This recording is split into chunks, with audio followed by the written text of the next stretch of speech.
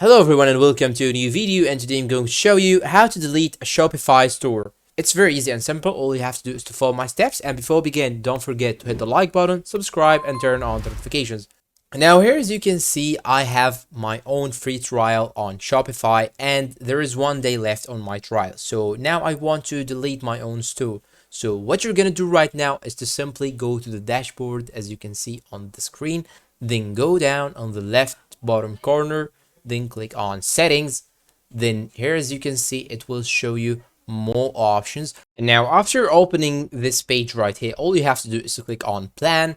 Then here, as you can see, there is this button right here, cancel trial. Now if you are using your own email and you have subscription in Shopify, you can simply click on close store or delete store in the same section of settings. But keep in mind that deleting your own store, this will delete all the data on it, including the products, the prices, and everything that you put into this store. So what I advise you to do is to try to transfer this store from one email to another, and this can be done by going to this section right here, users and permissions, then click on transfer the ownership.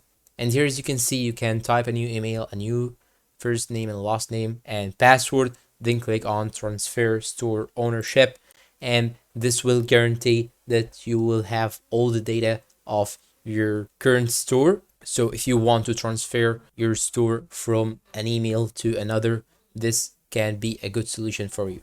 And that's all for today. I hope this video is useful to you all. Thanks for watching and see you in a new video.